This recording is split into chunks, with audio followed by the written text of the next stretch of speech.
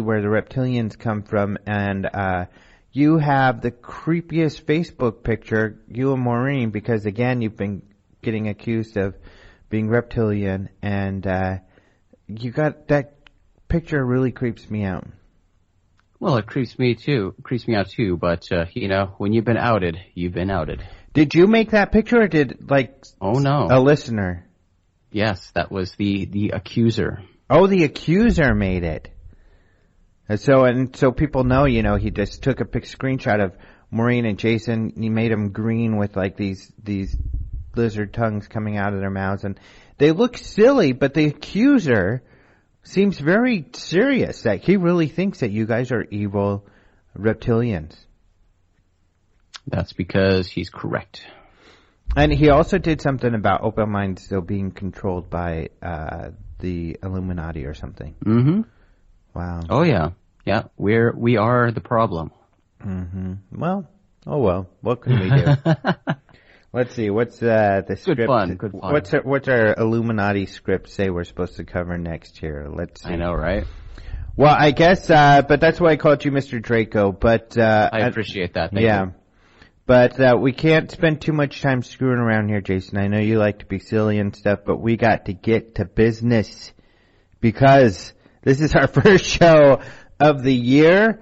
We haven't done a show because we've been so dang busy.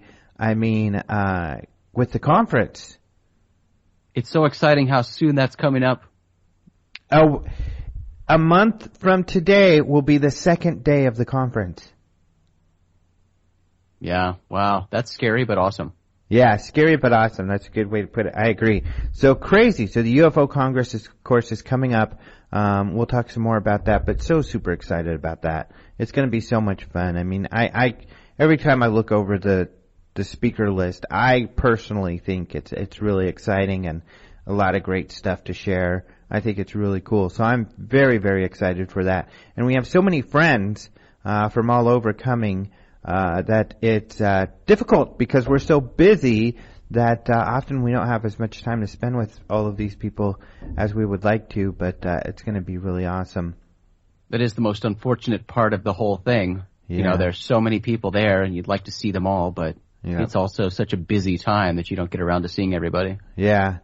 So before we get into the news, because we want to cover a few of the items that have been going on at the beginning of the month, and it's actually been a busy month now that I look at it, but I want to tell you about our guest today. He's going to be Bill McDonald, and this is really exciting because some of you know that there is a Roswell spacecraft tester model. Some of you have probably built it. I myself built it. Really cool. And of course it looks like kind of a delta shape. It has, Bill always talks about it being similar to like a stingray or dolphin kind of shaped, type of stuff. There's rumors that it had something to do with, the development of the, stealth bomber and stuff like this. All of which is going to be in a book forthcoming by Bill McDonald, because he was friends with John Andrews, an artist who helped him get this model created. And this is all, John Andrews was friends with the guys who developed this technology. So it's going to be in his book. We touch on it a little bit, but we talk about some other stuff. Bill McDonald has been in law enforcement for many years. He was a private detective and an artist. So he did a lot of forensic artwork. So we talk about how he's kind of coupled his detective work and his law enforcement experience and forensic investigation techniques to UFOs. And so that's what we're mostly discussing. And his ideas about what he's discovered are things such as the motivations of abductions, why they happen, and stuff like this. So interesting stuff. So we'll be talking to Bill momentarily. However, first, Jason and I will be talking about the UFO stories of the year 2015, which it's only been a couple of weeks. So, Jason, do you want to start? I will certainly start. And you are right, Alejandro. I mean, we're a little more than halfway through January, and it has been a busy January, a busy year already. I want to start off talking about a recent story, one from last week. about a new UFO movie coming out. Now, this is a science fiction adventure. It's not a documentary or anything, but it's a movie called Legends from the Sky. And this is a film that is being created by an Arizona filmmaker. And it involves a UFO crash, a secret government agency. And the cool thing about this is it's a Native American story, an American Indian cast. Not completely, but most of the cast is American Indian, and that's something that the filmmaker is passionate about. That's what he tries to do: go to the reservations and work with people who want to be in his movies. And he's worked with several of the same people over the years with his various films. But this movie looks pretty great, I've got to say, about a UFO crash and a crash retrieval and a secret government organization. And the thing that that's covered in a lot of movies, but something that I find fascinating is the American Indian cast, because as we all know, there are lots of American Indian legends that involve extraterrestrials, star people. So I can't wait to see how that plays into this movie. And the filmmaker seems like a really cool guy, and he will most likely be entering this movie into the film festival, the EBE Film Festival at the International UFO Congress. Yeah, that's been confirmed, I understand. So we'll be at the Congress, which is really exciting. Due to your story, they were real excited, so they got a hold of us. And they've also invited us to go to see a screening of their VIP screening of their movie. Unfortunately, you're not in the area, so I guess unless you fly in, you won't be able to make it. I know Maureen is, and hopefully I'll be able to make it too. But really excited about it. The other thing with American Indians in movies, they're often played by non-American Indians, so that's kind of cool too that they have a lot of actors. Yeah, and something else that's entirely authentic with this movie is the filmmaker tried to incorporate a lot of native languages. So there's like a lot of dialogue in here that's like actual Navajo. Cool. It's going to be really cool to see. Yeah, I'm really excited to meet the filmmakers and to see it. It looks really cool. Agreed.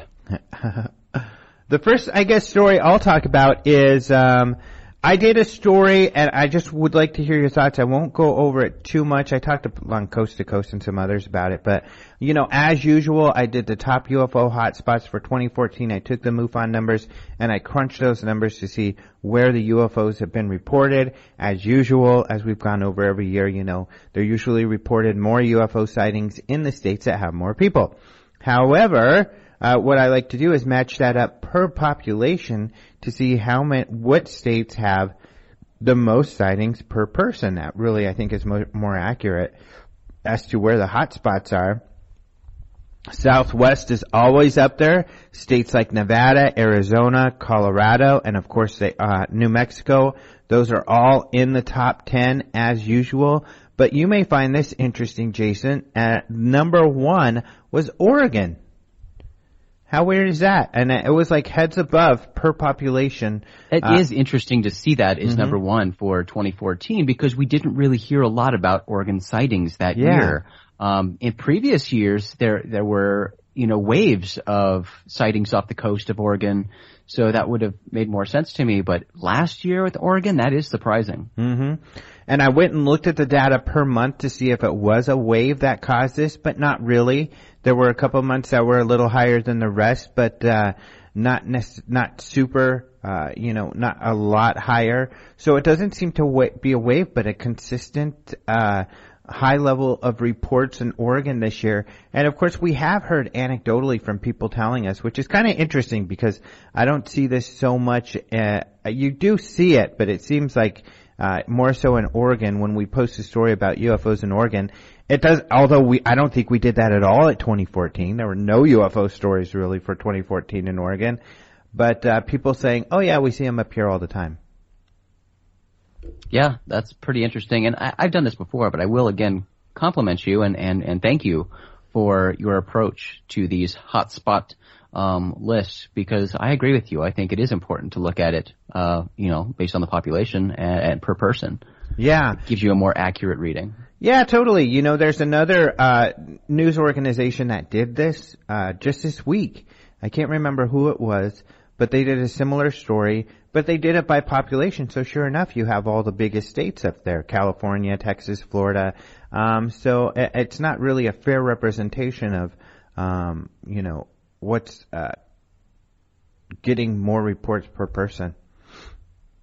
So yeah, I wanted to talk about that. Do you have any more stories? I have a couple other I want to touch on.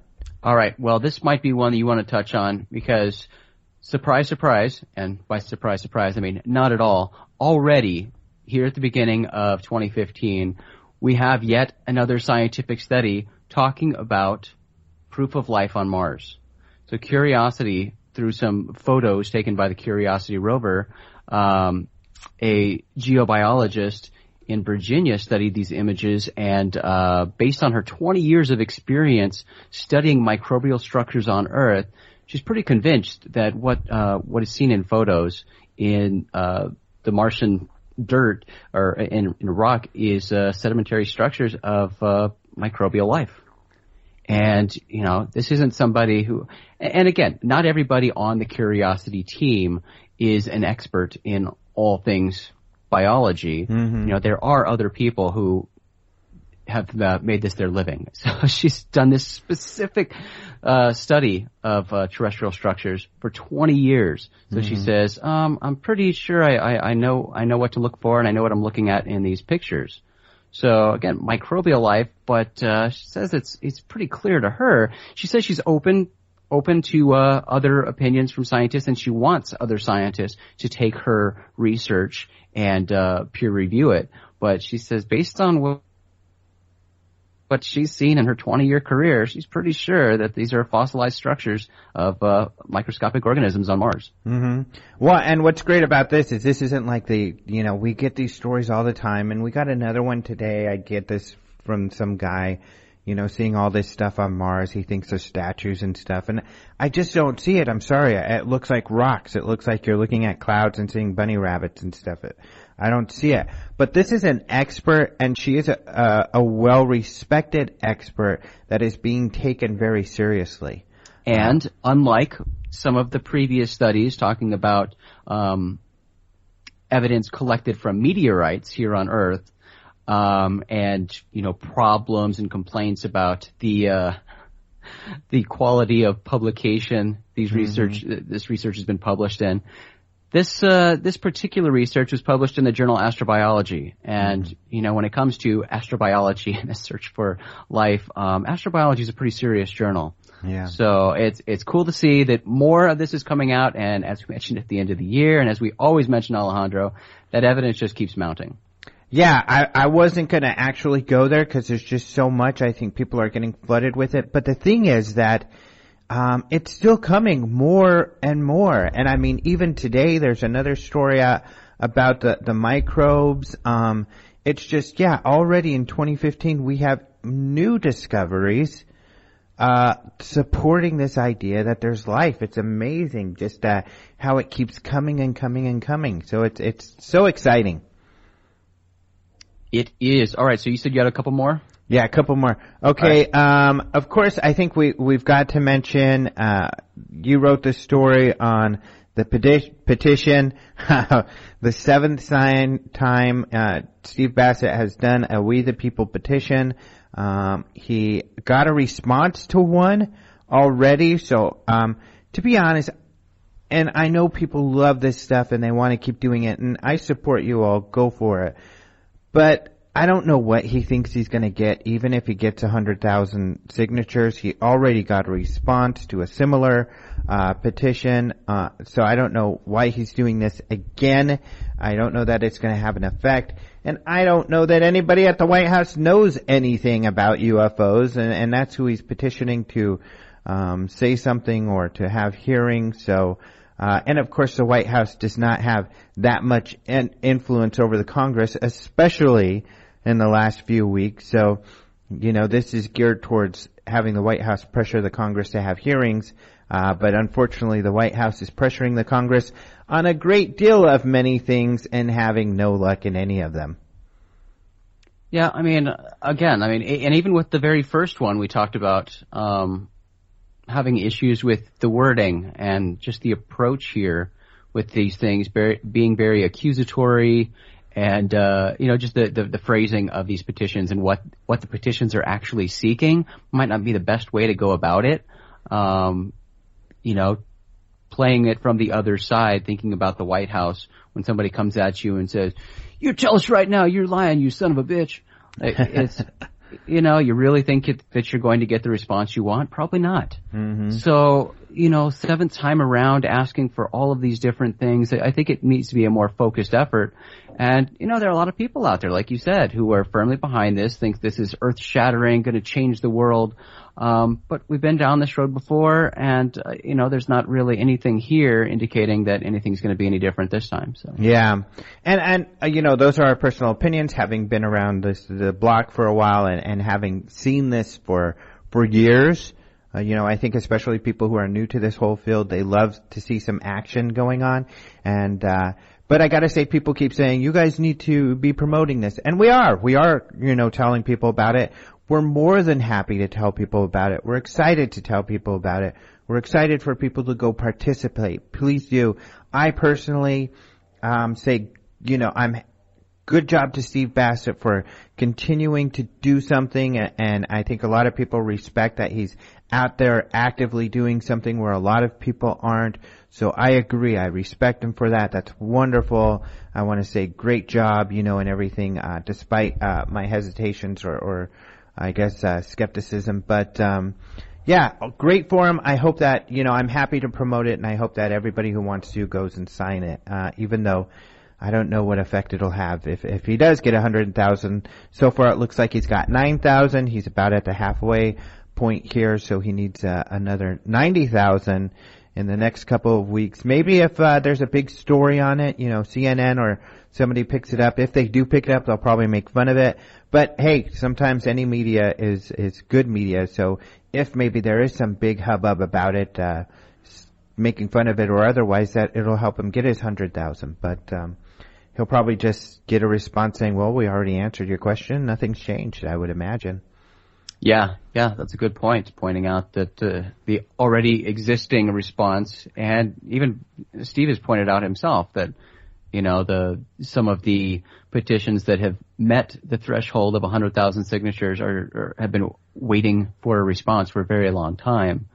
And because he's, like you said, he's already received a response basically about the same thing, they would probably just say, see previous response below. Yeah. So we'll see what happens, but we could talk more about this, but you guys can go out there and read the story on it. Another thing, just because it went viral, I want to talk about, and this is really funny how this happens, and I'm sure you agree, Jason. We never know what's going to go viral. So, I talk with John Greenwald a lot. He's great from the Black Vault. I really love his work, and we see the eye to eye on a lot of stuff. So we're always talking back and forth. He was able to get these Blue Book files, and people say he stole them. No, he didn't. There's this gentleman who was able to get all of these files, and he came to many of us and said, could you guys get these online? But he wanted to remain anonymous. Jason, we talked about this because he went to MUFON, and we did do the web work for MUFON, and we were like, we don't have the time, even for us. We don't have the time to get these online. I mean, it's very, very difficult work. Well, John Greenwald was able to figure out to create this program that automated the process. Plus, he hosted it. This is gigs and gigs of files. So he was able to host it, which can be expensive, so he figured it out. It's great work. And so finally, John Greenwald has these up there. They're free. They're easily accessible. There has been another way you can get them for free, but you have to download an image at a time of a page. Very painstaking and difficult. Many of us researchers, such as myself and Jason, have been using these different methods, and it's been very difficult. So now it's easy, so the future researchers can get these files really simply at the Black Vault. So I threw something up hastily and quickly, because I was busy with other stuff, but I wanted John Greenwald to get as much exposure and credit for his great work as possible. And the media picked it up big time. The Daily Mail wrote about our story. and linked to us, which is great. And then everybody started writing about the Daily Mail story on this, and it's gotten all over the place, kind of crazy. So it was on Yahoo, and I just read it on Air Force Times this morning. Media outlets, yeah, even this morning are still posting it like crazy. Yeah. So mostly what they're reporting is inaccurate, of course, but I even admit, I could have written a longer story to clarify the whole process and how it worked, but I just wanted to get some quotes up there from Greenwald and stuff. But yeah, that's gone all over the place, so kind of funny. It is really surprising. Yeah, like you said, you never know which one's going to be picked up, and people have just eaten up that story. Yeah, you never know. And then just a couple other stories. One of them that has gone somewhat viral for us in the last couple of days, which is good because it's really interesting. I want to talk about that more. But there were thousands of people in Argentina who reported UFOs over a couple towns there. We saw this first. I saw it first on UFO Chronicles. So I looked more into it and found there were a lot of people who posted videos on social networking. Really all you see is these little dots in the sky. You can't make much out from the videos. Who knows what it was. But it's interesting that thousands of people reported it and thought it was something more mysterious. But I think even more mysterious, and I'd love to hear your thoughts on this one, Jason, is these UFOs over these nuclear plants in France and Belgium. So ever since October, and especially in the months of October and November, there were a lot of UFOs seen over these nuclear plants in France. They thought they were drones, but the authorities don't know where they come from. So even if there are drones, they don't know who's doing it. They think it might be some activists that are flying drones over. But there were some kids who were caught in a parking lot who were about to fly a little toy drone over them, but they feel they were copycat, situation, so they got in trouble. But they don't know, and how weird is that? So it's continued to go on. Just as recent as last couple of weeks, this has happened. It's happened in Belgium, and groups like Greenpeace are saying, "Hey guys, you better get this under control, because if these are drones, then these nuclear power plants are not secure against drones. If you've got these unknown vehicles flying over these nuclear power plants." And of course, some of the local UFO researchers have talked to civilian witnesses of these drones and said, well, what some of these civilians are describing are, first of all, multiple craft, but they don't feel what they're describing fits drones. They think it's something more mysterious. So even if they are quadcopter drones, how crazy is that after months they can't figure out where they're coming from? Yeah, and really absolutely concerning that it's such a sensitive area. There are confirmed reports of these unknown things in the area. So drones or something more mysterious, it's disconcerting. Mm-hmm. But the multiple reports and multiple witness testimonies are fascinating. So, it's weird that they can't figure it out, and that makes it all the more interesting. Yeah, and it looks like this story hasn't really made it to the U.S. I found some UK papers writing about it. Of course, it's all over the French papers, and Belgian papers and German papers. So Europe is really abuzz because France says they are on high alert because of this situation. So it's like a big deal in Europe, but hasn't gotten over here yet. So it is really scary, especially given the terrorist attacks that have happened or have been squashed by Belgium and French law enforcement recently. So it's very concerning. It's pretty crazy stuff, I think. It is, and it is interesting that it hasn't made more headlines, because this is a pretty big story. Yeah, it really is, drones or otherwise. And I do want to say thank you to Andreas Mueller, who runs a German kind of UFO paranormal website, and he wrote a story, and he stays in contact with us. Sometimes he writes stories for our website, but he wrote a story with some of the witness testimony and images that he allowed us to use. So thank you to Andres. And you can get more on the website. So you can find all of that at openmind.tv. There are some of the highlights for the month. It's been a busy month, really, hasn't it? Yes, and it's not over yet. Yeah, no kidding. So it's only halfway over. My gosh. Yep. All right. So I guess, did you have anything else you wanted to mention news-wise, my friend? I don't think so. I think that is all. All right. Well, you get back to sitting on your reptilian eggs to hatch them, or whatever it is you reptilians do. You probably hatch eggs and hatch plans. Yeah. Oh, do you go out in the sun and kind of do that little push-up thing that reptilian, lizards do? Yep. Try to get closer to the sun. Yeah. Cool. Well, you have fun. I have nothing against reptilians. I love the little lizards out here in Arizona. They are cute and they are wonderful. So all the more power to you. I, for one, welcome our new reptilian overlords. Overlords is such a ridiculous term. Can't we just coexist? Yeah, I agree. Let's just all get along. Well, thanks, Jason. It's wonderful to have a reptilian friend to get along with. But let's talk with Bill McDonald. I am very happy to welcome Bill McDonald to the show. Hello. How are you today? I am doing great, and it's been very exciting to get to know you in the last few weeks, and great to have you on the show because you're responsible for that Roswell tester model, which I built. I appreciate that, but I also want to give credit to John Andrews, now deceased. Right. He did all of the draft table work along with a gentleman who rendered the AutoCAD images for what eventually became the tooling for the model kit.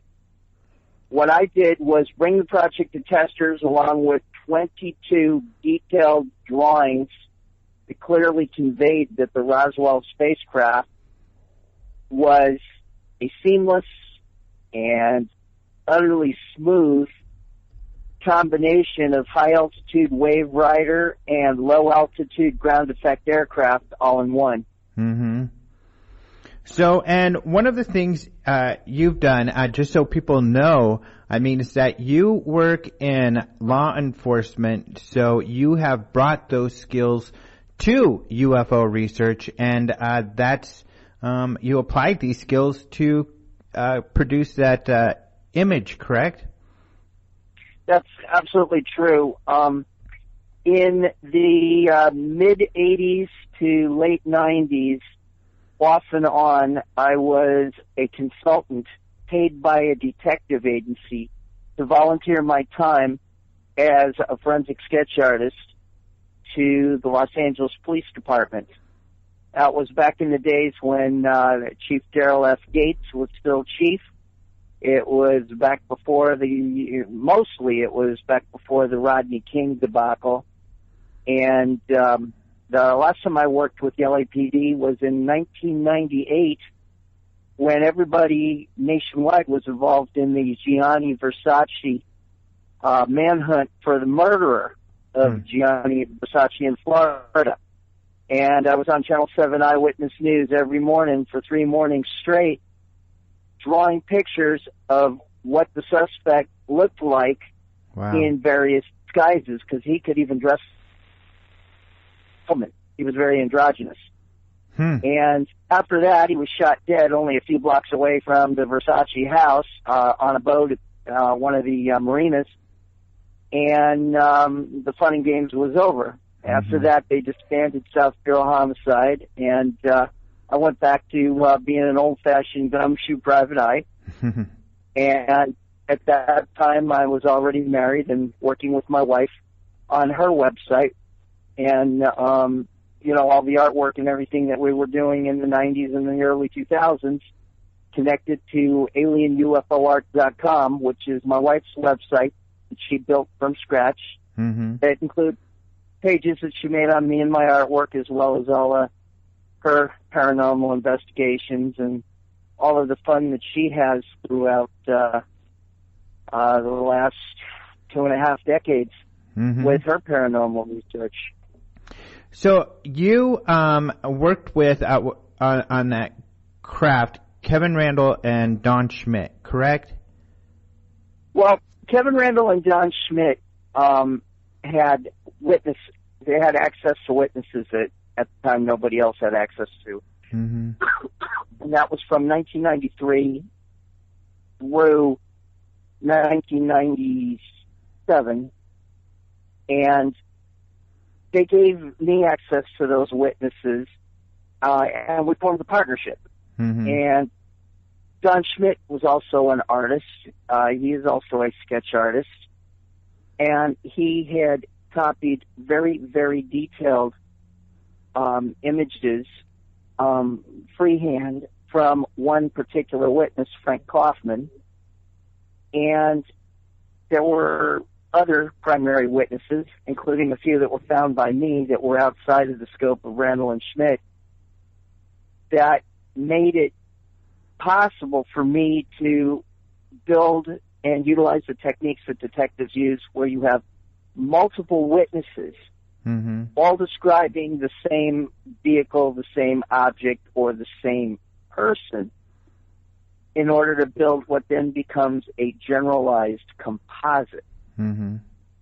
A composite is defined as a rendered image that takes all of the descriptions that match while subtracting individual parts of the description that don't match, until you have a fully realized image, a fully realized description that everybody's happy with. And the more witnesses you have, obviously, the more accurate you composite. Mm-hmm. And that became the general composite of the Roswell spacecraft. But the Roswell spacecraft isn't the only vehicle that I've ever worked that particular set of techniques with, and it's certainly not the only flight crew. My whole thing, since the model kits came out back in the late 90s, and there were two of them, there was a crash site kit to go with the pristine version, which is the one you built. The crash site kit was in resin.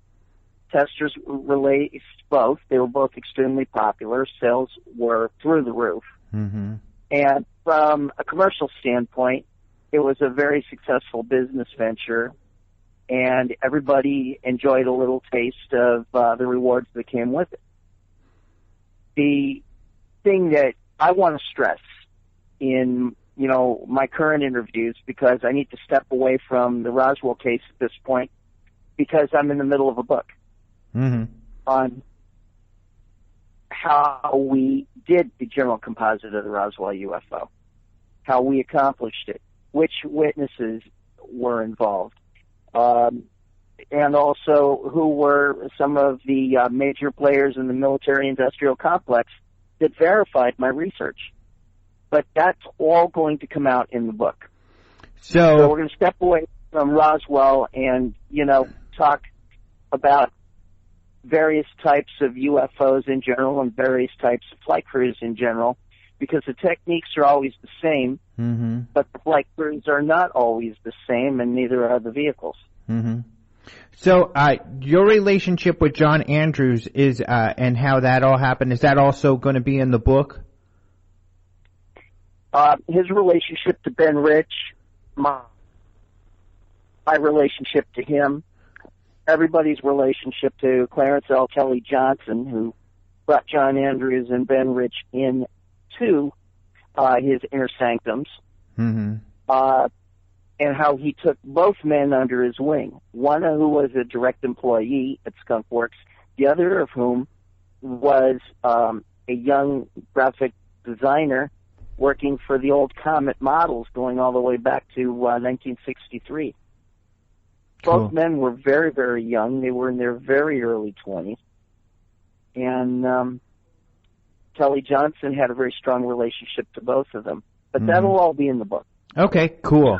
So, and just so people know, what's interesting about the craft, and we'll talk about some of the others, is, you talk about the stingray shape and dolphins. It's interesting you always refer to animals and similarities with nature, but, It's amazing because flying saucers, whether they're discs, whether they're trianguloid, whether they come out looking more like Batman's Batarang, or whether they come out looking like some kind of an egg with crescent tines, still, when you really study the whole vehicle and when witnesses describe the engineering inside of the vehicles, the configuration of the various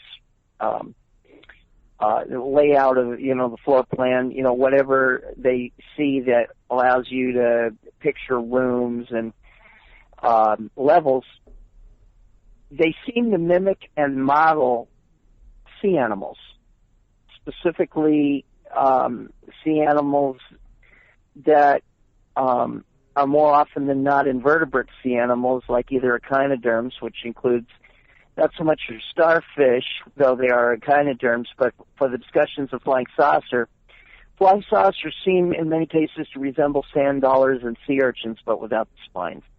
Mm-hmm. That is interesting.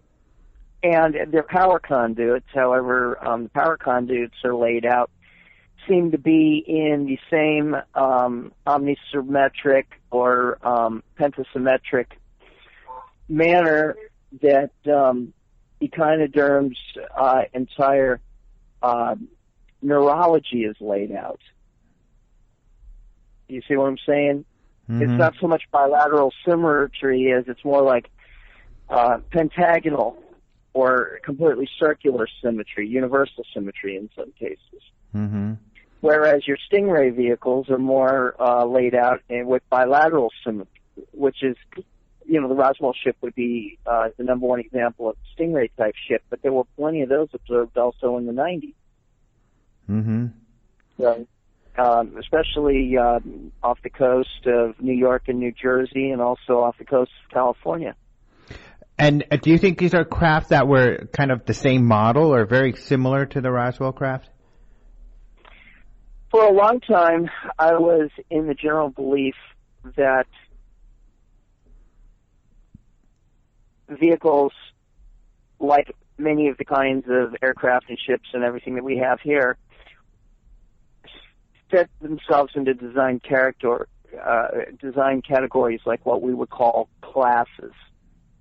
Kind of sort of like shuttle classes or starship classes or warship classes. What I found out and what I believe now, and mind you, this is my opinion, I could be wrong, I believe that it's not so much that they follow specific classes or design parameters. I believe that a lot of them are custom designed individually for flight crew that are at the same time being genetically engineered and artificially gestated to operate and otherwise man the spacecraft. I also believe that the spacecraft, regardless of configuration, are grown in, extremely hot vats involving metal crystalline chemistries, following what could best be described as chain molecules that provide the blueprinted information inside the actual liquefied hot materials that eventually coalesce to form each vehicle, which is metal crystalline, and everything forms in layers, including the analogy of its neurology, which is, of course, what we would call the electronics and the electronic hardware that carries the programming and the operating systems for, onboard sophisticated vehicles. Mm-hmm. That's interesting because I believe that. Mm-hmm. Well, yeah, go ahead. Go ahead with I your was point. just going to say that first, if people go look at your model, and you could go to Alien UFO Art online and see what your drawings look like, and then you go look at the Craft of Skunk Works, I think that'll give people a teaser as to what's going to be in your book, which I'm really excited about for. But what's interesting about what you're saying now is it reminds me of DNA, because DNA is essentially the programming, the instructions on how to build an animal, a biological creature. So precisely. If someone was That's able the whole to, point. get that technology and then have this thing grow with instructions. Precisely. Chain molecules carry the information. If they are, a double helix, if they are a triple helix, if they are a quadruple helix, there might not be a limitation to how many helixes you have, depending on the complexity of each constituent molecule. But the basic concept is that the information carried within these spirals of replicated mathematics, with each metal crystal and compound that's within these helixes representing an instruction, then theoretically you could grow a spacecraft in a vat the way you grow an organism inside of an egg or a womb. Mm-hmm. But you would need extremely high temperatures and high pressures, which you would find. Basically, I would say alien shipyards are inside of the deep atmospheres of gas giants, which the deeper you go, the higher pressure they get. And as you get closer to the center, the hotter they get. The most prevailing theory right now is the gas giants in the deeper depths actually rain diamonds the way Florida rains, water from the clouds. Really? Because wherever you have carbon under extremely high heat and extremely high pressure, you get diamonds. Mm-hmm. Reminds so me. Those same conditions would be how you create vehicles, how you design and manufacture vehicles in a sort of automated way, each with its own individual custom design. Mm-hmm. That is designed to match the kind of flight crew that you're breeding for it. Wow. And that they, in combination with each other, formed a combined being with the organic components, which are the organic chemistry system users, and they provide a lot of the insight and perhaps the closest thing to a soul, while the machine system itself provides the habitation, it provides the transportation, it provides the life support requirements, it manufactures the environment that those organisms need in order to survive. It hydrates them if they need water. It provides absolute sterility so that they don't require an immune system inside their ship. There would also be nanotechnology involved, because there are forms of cosmic radiation that will penetrate almost anything. Mm-hmm. And so soft tissue, especially neurological tissue, would have to be constantly repaired. And if organic soft tissue is being repaired, especially neurological soft tissue, such as nerve cells or their dendrites or their axons, then, and the connections in between them, where the chemical neurotransmitters and the electrical, the tiny electrical voltages are transferred, which is how information is conveyed in neurological systems, they would need to be under constant repair. That would be handled by nanotechnological, microsurgical bots that are smaller than the cells themselves, that would actually be able to repair DNA or, deoxyribonucleic acid or ribonucleic acids, or mitochondrial DNA, or anything that maintains the substance of the information and those cells' abilities to continue to reproduce accurately without getting, mutations or sports that are too random in order to sustain the organism. Mm-hmm. What you don't want when your cells are dividing is to create an analog to cancer cells or an analog to cells that can no longer reproduce.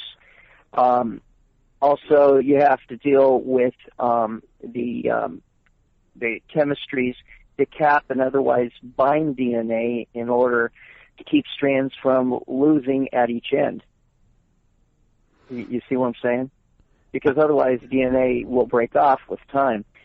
So, those caps also have to be maintained in microsurgical box at the nanotechnological scale, is how that could be accomplished with these higher and more advanced spacefaring species and their technologies. All technologies that are theorized and we're actually working towards. I mean, we're understanding DNA better and better. And of course, nanotechnology is a big area right now. And you read every day in medical journals about people moving towards these technologies, which is also really interesting. Well, you can cut through 400 pages of a book and just get to the last sentence of the last chapter, which is quite simply this. Advanced organisms that are self-aware and able to design and manufacture technology from materials surrounding that organism in the environment, such as metals and crystals and liquid crystals and, inorganic materials that can be combined properly so that you don't have to worry a whole lot about corrosion, chemical corrosion, and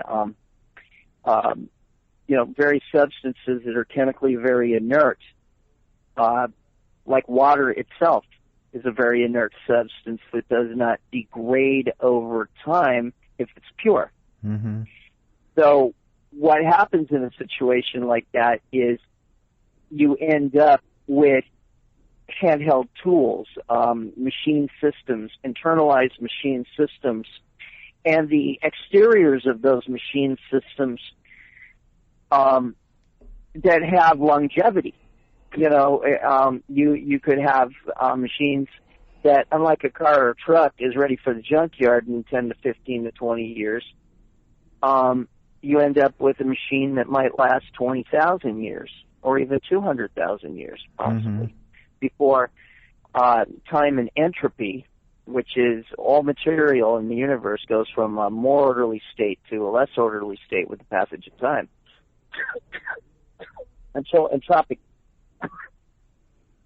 forces, you eventually consign it to a more degraded existence. And, you can breed subsequent generations of flight crew to continue to operate these existing vehicles. And with each vehicle being designed to a specific flight crew, to its needs, to, the ongoing mission and everything, it makes a lot of sense, and it also represents a profound wisdom in the spending or discharging of resources with a very reasonable rate of return. That is more easily illustrated with money and geopolitical economics on this world, but on other worlds, it's about we have X number of resources, we have these sort of things that we want accomplished, we have these agendas, these are our needs in order to survive and maintain ourselves with enough diversification in order to maintain our various species. So here's how we're going to spend our resources. Resources is not just money, it's minerals, it's materials, it's both organic and inorganic, that which is mined, that which is grown, that which is harvested, that which is chemically converted into something else, that which is chemically combined with something else, that which is manufactured through the process of growing it in a microgravity environment, that which is maintained in a high gravity environment under high heat and pressure. And these are ideas that, or this is what some of this forensic work on these spacecraft has drawn you to these conclusions? These are the ultimate conclusions of, basically nearly 30 years worth of observation and, over 25 years of actual research on the subject. Mm-hmm. It's the eventual outcome. It's, what does it all mean? Well, way beyond Star Trek and all of this other stuff, in the end, what you end up with is machine systems and organic system users, regardless of whether they are bipedal, humanoid primatoids on, a planet like Earth, or whether they are mollusks that are intelligent like octopus and squid being maintained in a wet environment, a salty wet environment on another world. It's really irrelevant. Intelligent organic life must co-evolve with self-aware machine systems, with technologies that become more and more self-aware to the point where they become interdependent upon each other in order to maintain their needs at the optimal degree of performance. For organic life, obviously, life support is required, sustenance, respiration, such as, oxygen, hydration, if they depend on water instead of something more exotic like methane or helium. It really doesn't matter. Life needs to be sustained and it needs to reproduce. The manner is less relevant than the need itself. If the need is efficient and the manner is conducted in a way that does not exceed the availability of the resources, meaning as long as you don't outspend yourself and end up, with a checkbook in the red, figuratively speaking. Where we're headed. Then hello? Where we're headed, I said. Well, that's a political thing. I'm talking right now about, far-flung future. Right. I'm being a futurist here for a moment. Right. But of course, but the point being that you have to get there. Well, UFO research shows us a vision of things that could come. It shows us a vision of that which could possibly be one possible future that, is not an unpleasant future to contemplate. Yeah. If other civilizations are already there, then that gives us an example that we can follow, where we don't destroy our world in the process, because we can expand to worlds that are unable to sustain life and mine the crap out of them. Do you think that could possibly be part of the reason they are demonstrating their technology to us, to show us that there is this option? Well, without going too deep into territory I'm going with my book, there are substances that they absolutely need, and that's based on just surveying the research of all of the good UFO researchers all over the world over the last 30 years, starting with Len Stringfield. I had a relationship with him during the last week of his life. I got a boatload of information from him before he died. And, beginning with him and ending with tons and tons of other people, including Mike Schratt, that attends a lot of the same events that you and I do, I ended up being able to, pin together a few basic patterns and trends about what is it here that we have that they need. Well, there are some critical substances here, both organic and inorganic, that would bring alien species here. Starting with the inorganic, liquid water. Liquid and frozen water is a huge need for both machine systems and for organic life, sustaining organic life. You can't do it without water. You can't do it without hydrogen and oxygen, and it's done with water. And water is, the easiest source for getting both hydrogen and oxygen, and also for maintaining hydration in more complex chemistries involving that in order to sustain the organic system users. But water isn't that rare, right? I mean, they find gaseous water. But Earth has beryllium. It has magnesium. It has gold. It has manganese. It has a number of minerals and geological substances that have been leaked to be a part of that metal crystalline series of, shall we say, for lack of a better word, an alloyed substance that seems to make up various layers inside the spacecraft, regardless of their configuration. These things probably form the synthetic neurology that the vehicles mimic. It probably goes to not only the ability to conduct electricity, but also the ability to maintain and conduct plasma, or the ability to maintain and conduct in a controlled manner magnetic fields. These are all things that have to be maintained, that need to be conducted, that need to be channeled, and that need to be recycled in order for the vehicle to maintain its ability to continue to function, a self-sustaining machine system. So,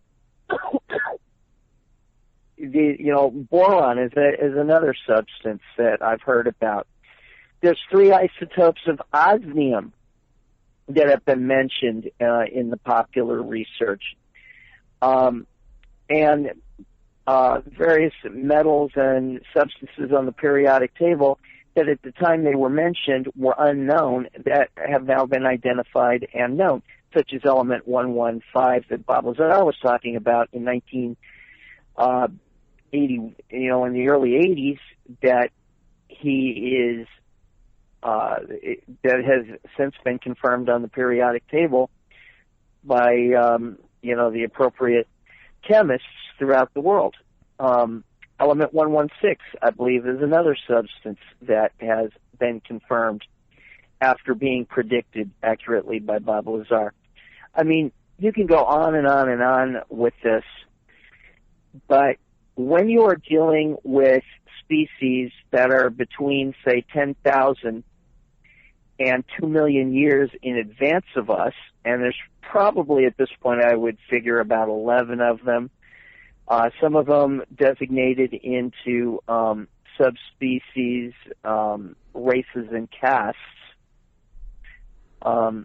It looks to me like, that some of them are between 2 years evolutionally advanced on us to 10,000 years, and the technology seems to start at about 10,000 years in advance of what we've got right now, to maybe 50,000 years in advance of what we've got right now.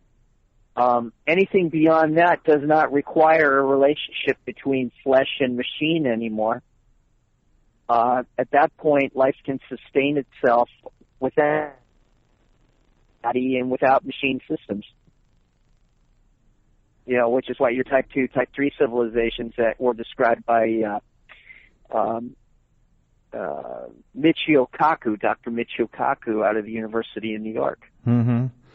He's on TV a lot talking about these kind of things. So, getting back to the craft then, and some of what you've said here, then you feel that the craft are self-aware and they have this sort of symbiotic relationship with their pilots. They are, but they have limitations. Navigation is one of them. You see, you can crunch. If you are out in space and you want to accurately go from one location in one part of a galaxy to another location in another part of the galaxy, you need basically 7 points.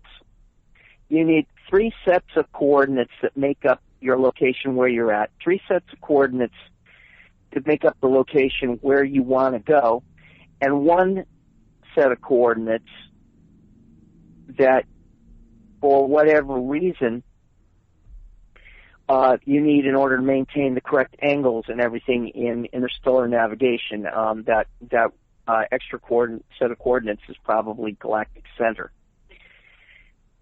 So you end up with a minimum of 21 numbers that have to be crunched by a very complex supercomputer, preferably something that's bordering on AI, preferably a computer system that uses distributed processing rather than having a single massive brain-like processor, in order to achieve what's called convergent solutions, which allow for predicted emergent behavior, or in this case, a course that would be required in order to jump to hyperspace, drop to subspace, fold space in real time without a time constant, or possibly enter into another realm that could be best described as quantum slipstream. But there's problems inherent with superluminal travel, which is different words that are very popular in the media for describing what I've just said. Calculations can sometimes fail. And when calculations fail, you end up with where you might arrive at the correct destination, but in the wrong time. And you might not even know what time you arrived in. Or you might arrive in the correct destination in the correct time, but in the wrong history, because you somehow accidentally dimensionally slid into a parallel universe, and you ended up at a parallel destination from the perspective of history. Do you understand what I'm saying? So travel using these technologies is much more troublesome and can cause many more headaches. Absolutely. It's not as simple as, having a start point, which is your home world or your home solar system, because the scale doesn't really affect anything. You could be anywhere within your home solar system, and you can locate all of the observable pulsars surrounding your solar system that are in other locations throughout the galaxy. Those are rapidly spinning neutron stars. So, and I think you're getting to why the relationship needs to happen, why there needs to be a pilot. There you go. And I'm glad you're seeing that. Because even if you have a bunch of pulsars, so that you're able to get a general configuration of what part of the galaxy you're in, there's still a possibility of getting lost in space, lost in time, or lost in the wrong history, which is called sliding into the wrong dimension. So what you end up needing in order to navigate is you need organic brains that are linked directly, telepathically, or electrochemically to the inorganic operating systems of the vehicle. The operating system literally needs to be the outside case of the actual power core itself. And your remote viewing flight crew, they need to be able to visualize the target point by remote viewing the target point, and they all have to have consensus. So that means whatever combination of artificial intelligences and organic brains sitting in the heads of your organic system users, it has to be an odd number, because there has to be a consensus. The consensus then gives the entire entity, both organic and inorganic, the confidence to make the jump, make the drop, make the fold, or, enter the wormhole. Mm-hmm. You see what I'm saying? Yeah, although a consensus, I guess, could sometimes be wrong, huh? A consensus could be wrong. And if it's wrong, somebody ends up someplace they don't want to be, and then they're on their own. Uh-huh. Kind of like pioneers that got lost in the mountains, around the Continental Divide between Nebraska and California. Uh-huh. If they get lost, they get lost. Yep. Whatever happens to them happens to them. Most cultures won't worry about that because the evidence also suggests that regardless of species, the cultures don't go after their own. They don't rescue those that have crashed or those that are lost. They let them go the way you have a bunch of bees in a hive, and you got worker bees that disappear every day. Some are eaten, some got old and died, some met with some kind of mishap. Whatever happens to them, whether they're ants or bees or whatever, there ain't no search parties going to waste their resources looking for them. So that particular flying saucer of whatever kind of configuration it is and whatever its flight crew is, whatever combination of artificial intelligence and organic chemistry system user, they're just lost. They're lost, and they don't return. Mm-hmm. One of the things I know you've looked into quite a bit is abduction. So, and you've talked about why they may want to come here for resources. What are your ideas about the motivations for abducting people? Oh, well, I'm sitting there talking about liquid water. I'm talking about frozen water. I'm talking about various minerals and crystalline chemistries that are required. But the most important thing is compatible DNA. You remember Jurassic Park, in the movie Jurassic Park, Michael Crichton's books, and in Steven Spielberg's movies, they say, well, there were gaps in the DNA. We weren't able to extract 100% of the DNA, so we filled the gaps with frog DNA, and it worked just perfectly. Mm-hmm. Remember that? Yep. Well, we are the frog DNA. We are compatible enough that just about all of these species, with possible exceptions of reptilians, and primarily being, what you call the gray aliens, those are all best described as having compatible deoxyribonucleic acid, to where they can take whatever combination of the 4 basic amino acids that make up our double helix in whatever combinations and literally plug it in. Just plug it in like rebuilding a section of Legos that got kicked.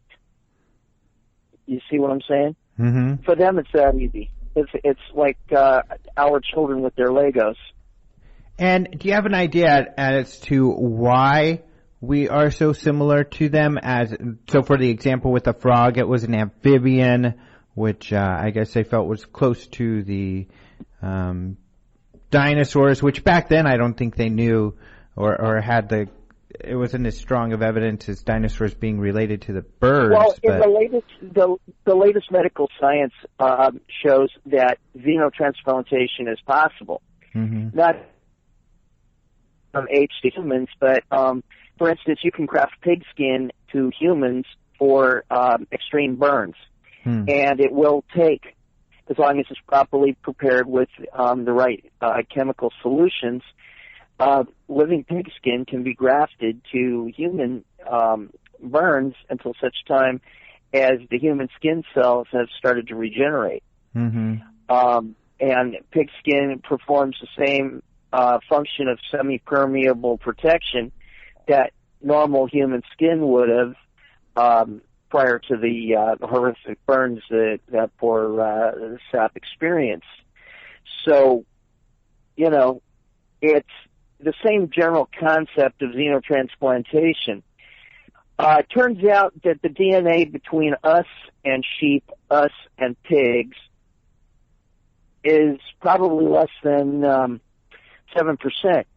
The DNA differences between us and chimpanzees, pan troglodytes, is probably 4%. And the differences between us and Pan paniscus, the pygmy chimpanzee, is less than 2.3%. So, again, it wouldn't surprise me to find that the DNA on a lot of them is actually closer to us even than Pan paniscus. Mm-hmm. It might be 1.1%. It might be 1.2% difference. It might be shockingly identical to where if you got alien DNA and you ran it as basic gels in the various DNA tests, you'd end up with something that looks totally human to you. So, and that's what they're harvesting is our DNA.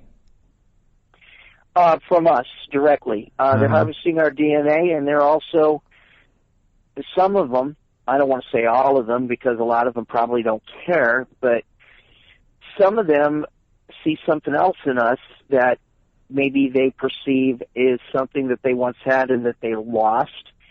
A lot of the abductees say that they've lost their ability for a spirituality or a spiritual relationship between them and, their creator in the universe. And who knows? There's no way to test for that. There's no way for a detective to hunt the information in order to build any kind of anthropological database on that kind of behavior or that kind of drive or psychology. But it's fun to speculate on, especially if you're writing science fiction, especially if you're writing something that is more in the New Age context rather than the nuts and bolts context that, a lot of us, UFO investigators have been doing for a long time. I run into people that get very aggravated with me because I am so hardcore in my nuts and bolts, and, I don't like to speculate wildly.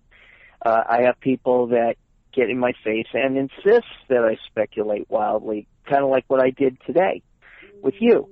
But it's not something that I'm comfortable with until I have more facts. If I got to live with them the way Jen and Goodall lived with the chimpanzees in Gombe, if, those stories about the astronauts going to live on planet Serpo with all those aliens and then come back decades later was a true story, and if I was one of them, then I would be eminently qualified to make such comments.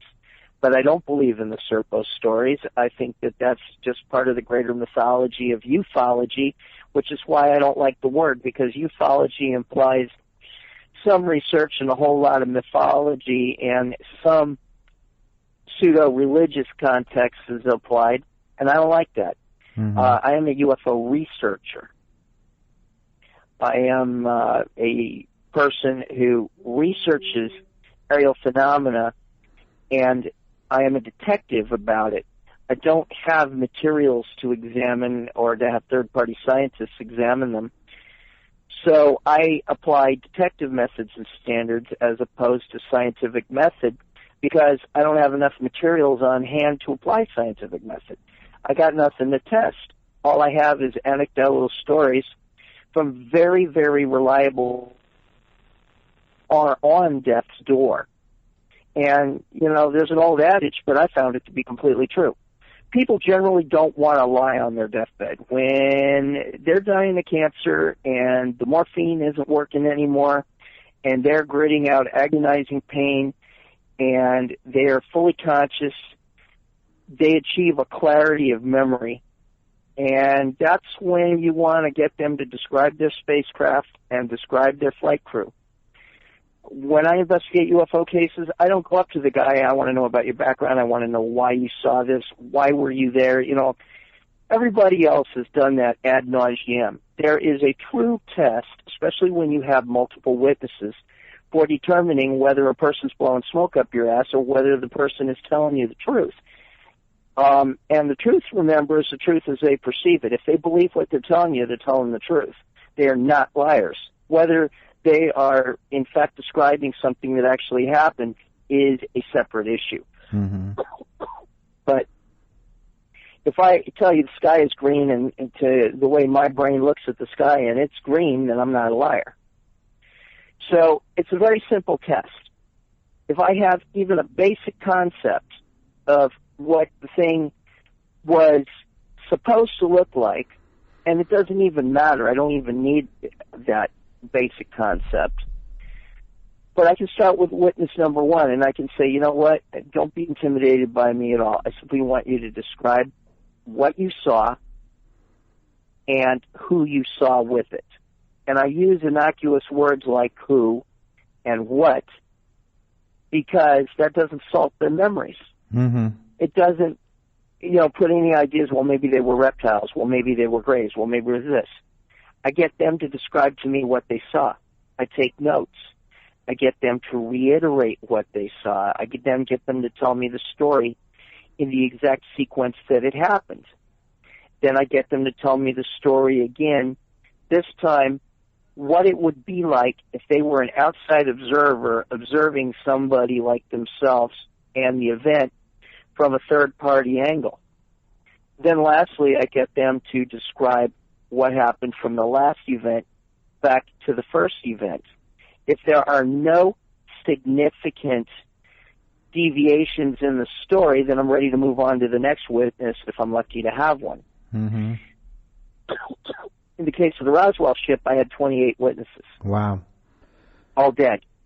All describing the same vehicle and the same flight crew. And the basic concept of what I wanted to, what I was looking for, came from London Stringfield himself, from the 3 Army physicians that he had interviewed back in the early 60s. Mm-hmm.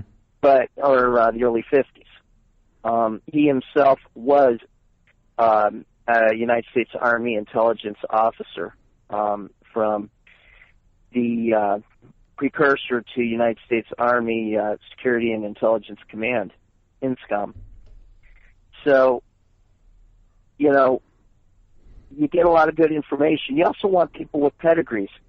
You want military intelligence people when you can get them. You want aviators of every kind, anybody that's been to flight school, because they're trained to observe. You want cops. You want firemen. They're all trained to observe. You want soldiers, Marines. They're all trained to observe. Just about every Navy technical specialty and every Air Force technical specialty, they're trained to observe. The airmen and officers involved in the Rendlesham case, the Bentwaters Woodbridge Rendlesham Forest case, back in December 1980, was they were all trained observers, and some of their stories were different. But then we found out that you got different observers in different locations, observing what appears to be different vehicles, operating probably without organic flight crew, probably remote operating. You see what I'm saying? Mm-hmm. Yeah, they were fairly small vehicles described. Yeah, I don't think a neonate fetus-style alien or one of the little gray shorts would be large enough to become. Mm-hmm.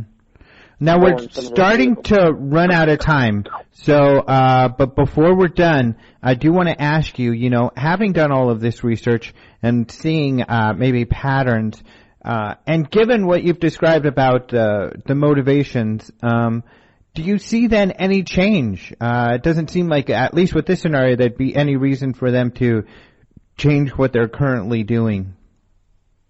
There's no reason for them to change what they're currently doing, with the exception of the ones who may be interested in us the way some of us are interested in apes. Mm-hmm. There's a very small subset of the human population worldwide who wants to specialize in simian behavior studies. Simians are your apes and your monkeys. Mm-hmm. So, every so often you get a Jane Van Law Goodall, who's now Dom Jane Goodall. She was knighted by the British government. You have people like Diane Fossey, who I knew personally back in '86, who was murdered. You have a number of people who specialize in primatology today. They're a very unique subset of the scientific community and a micro percentage of human population in total. And I would say that there is the same micro percentage of population within those alien species who find us as interesting as some of us find apes. Mm-hmm. And what change then with that group might there be? Attempt at contact or attempt at forming a relationship, you think? Or I think that there's been a little bit of contact throughout the whole thing. I've crunched the numbers, same as Richard Dolan has. I don't think that there's been more than 15,000 legitimate alien contact or crash retrievals. You know, if you combine all your alien contacts, your abductions, and your crash retrievals, whether you choose to dump in just the close encounter or the first kind basic sightings or not, I don't think there's been more than 15,000 legitimate cases worldwide going back to prior to 1930. Mm-hmm. Well, actually, I take that back. We can go back to 1897 with that to the Aurora, Texas case, and what I suspect is the Fatima visitation as well. Mm-hmm. Possibly the Lourdes, France visitation, maybe even Guadalupe Island. So a much visitation. Smaller number than some researchers. Many.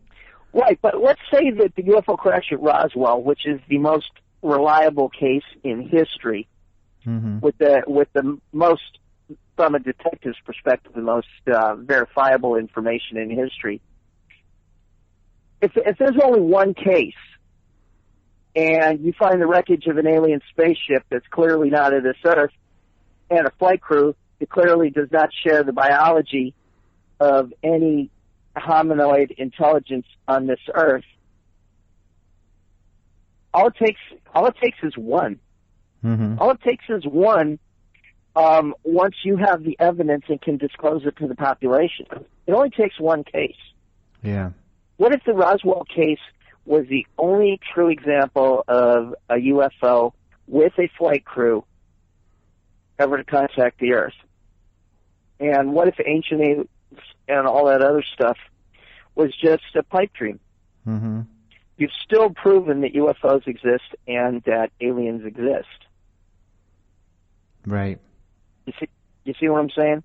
Yeah. I think that I subscribe that there are 15,000 legitimate cases going back as far as 1897. Mm-hmm. So before we end, think that there were. mm-hmm.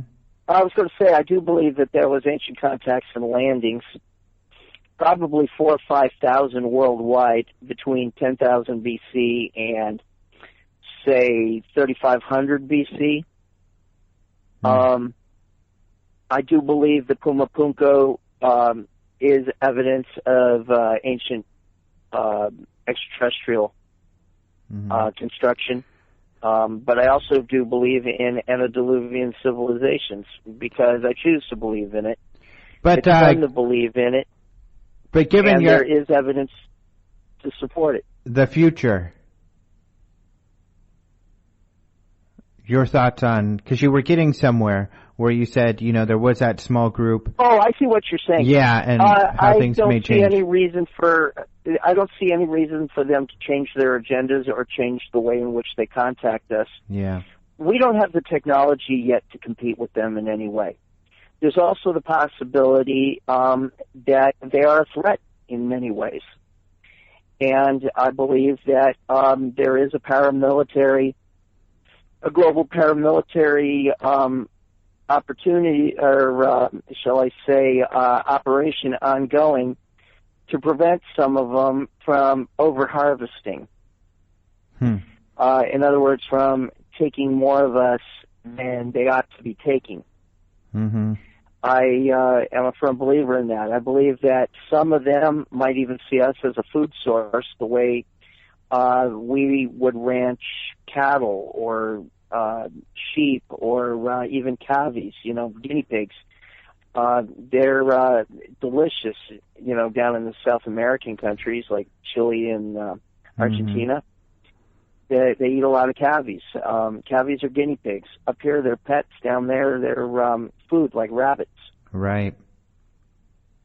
So, I wouldn't be surprised if some of the reptilian, dinosauroid, probably some of them being descendants of what we call, the raptor-type dinosaurs, the dromaeosaurids.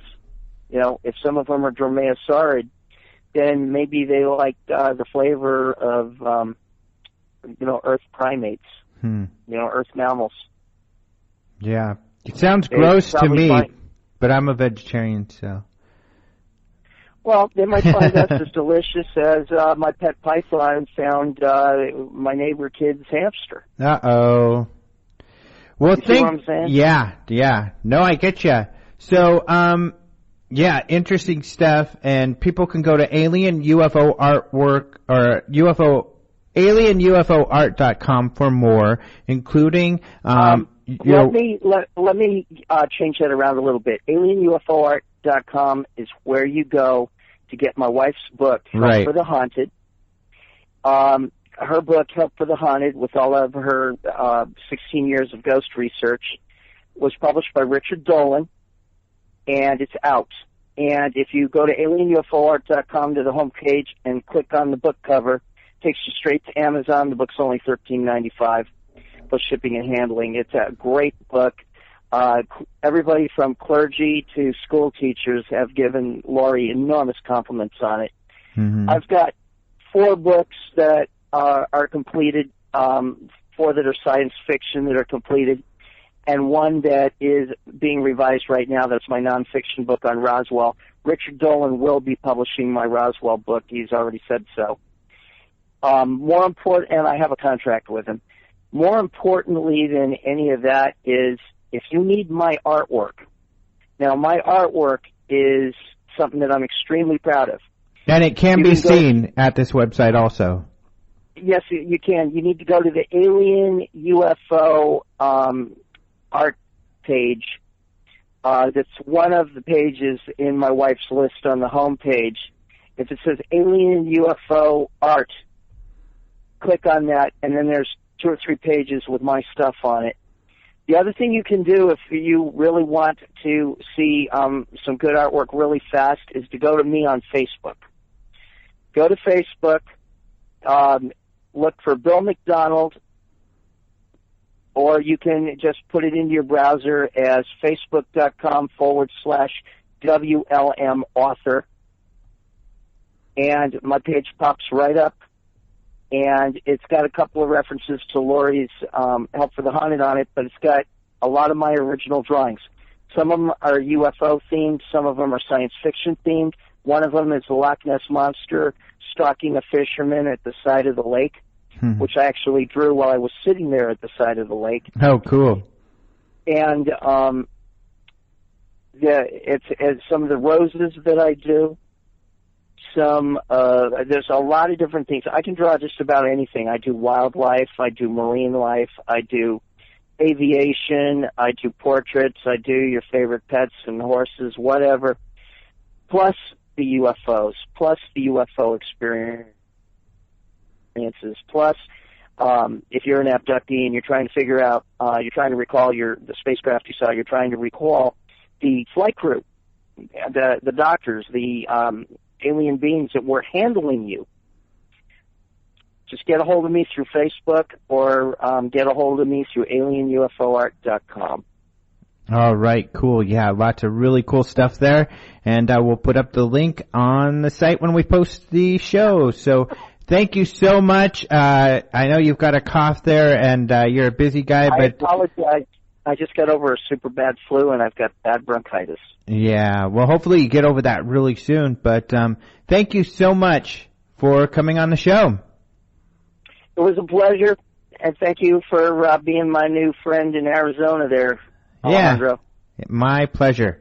Thank you all so much for joining us once again, and I want to thank Bill McDonald. It's wonderful. He's been coming to the local Phoenix MUFON meetings, and so it's been great to get to know him, and especially because, to me, when I made the tester model, it was because it was done with all of this research on what the Roswell craft looked like. So, of course, that was really, really exciting for me. So, to meet him, I was really shocked. I was like, wow. And he came up and introduced himself to me, and I was like, I know who you are. So that was really cool. So it's fun to get to know him. He's a really neat guy. As you can hear, he's full of information. So really cool stuff. Thank you very much. And don't forget to go check him out at his website, alienUFOart.com. That's ran by him and his wife. So really cool stuff. Otherwise, we are super busy with the UFO Congress. Like I said, there is just some really, really cool stuff going to be going on there. I mean, just this morning I was looking at a post from Chris O'Brien about cattle mutilation. He'll be talking at the conference. Really, really good stuff there. I think we've talked about Jeremy Corbell. He's going to be like the next big thing in this field, I think. He's got these amazing films. He's put together some interviews with some never-before-seen research. In fact, I haven't even seen it, so it'll be new for me. So that's really exciting. Clifford Mahooty, we've talked about American Indians at the beginning of the show, and of course we're on a reservation, the conference, so we love to honor the contributions of American Indians. Clifford Mahooty will be starting out the conference talking about that. Joan Bird, a PhD, who has done some meticulous academic work around UFOs in Montana. The Allagash guys, oh my gosh, we're gonna hear, I'll tell you now, you're gonna hear a lot about the Allagash case from me, because I don't know if anybody else picks it up. I don't care. I love this case. These guys are amazing. I've talked to them. I'm going to interview them a lot, and we are going to have a lot of material from Allagash coming up in the next few weeks, because this is one of the best cases. It needs to be covered more. It's as important and as incredible as the Travis Walton case. You people need to pay attention to this case. It's really good. We're also going to have Cheryl Costa. She's really cool. She writes, Jason, puts together the news every morning, headlines from around that are mainstream news out there that we put out every day, and she writes some of those stories. She writes for a Syracuse paper out there. She's going to be talking about 200 years of UFOs over New York. We're also going to have someone talking about the New York's Hudson Valley, Linda Zimmerman. In fact, there was a documentary made about her book on this that was won an EBE award at our film festival. So we'll have that. James Gilliland, I don't know if people know he's going to be there because he was kind of a latecomer to confirm him, but he has a ranch in Washington where they see UFOs all the time. He has a very peaceful message to share with everyone. We're going to have a night watch with Ben Hansen. Yvonne Smith will be there to help us with some abduction panels and to do some experiencer stuff. You're going to hear never before heard incredible new stuff on the Rendlesham Forest from John Burroughs and his lawyer. And his lawyer isn't there to sue anybody at the conference. Don't worry about that. But don't cross him just in case, because he will have his lawyer on hand. No, his lawyer's going to talk about how he's been trying to get their medical records. We're going to have Tom Reed, an incredible abduction case. James Clarkson talking about this incredible eyewitness whistleblower case. Oh my gosh, we got Richard Dolan, we got Jaime Maussan, George Knapp, Bob Lazar, and Mark Pilkington talking about Richard Doty, of course, as you know, one of my favorite topics. We'll also show his documentary, which was mostly filmed at a UFO Congress many, many years ago. This conference is going to be incredible, people. Really cool. We've already filled up a couple hotels, but luckily there's a lot of nearby hotels that are just really around the corner. So still time to register and check it out. We hope to see you there. And as usual, you can get a hug from Jason McClellan and see what it's like to hug a reptilian alien. It's really nice, actually. They're supposedly cold-blooded animals, but they feel so warm and cuddly. Many of you have hugged Jason, and if you've had that experience and enjoyed it, I'm sure. So all of this you can see at ufocongress.com or openminds.tv. Of course, we're still doing Spacing Out. We're doing it every other week. So we had one a couple of weeks ago. We'll have another one coming up here on Friday. Just because we're so busy with the conference. But we've got a lot of great stuff, stories and everything at openminds.tv. Come and check it all out. Thank you, by the way, to George Knapp for having me on Coast to Coast, and he's had a lot of other people from the Congress on to talk about the Congress, and he'll be there to speak. So thank you to Coast. You guys are awesome. And of course, thank you to Caleb Hanks, who does the opening and close music. You can find a link to his Chronicles, which is where he does his music, and he provides it for free. It's really cool stuff. I like to jam out to it myself. And thank you to you all for listening. You guys are so cool. We can't wait to meet some of you at the conference. Otherwise, go to our Facebook and to our Twitter to tell us hello, what's up, what you're thinking. And some of you guys that have some positive things to say, you're out there, which is great. But of course, the complainers are out there in abundance as well. So we love to hear more and more from the positive people. Who doesn't? So please come out and say some nice things and say, hey, even if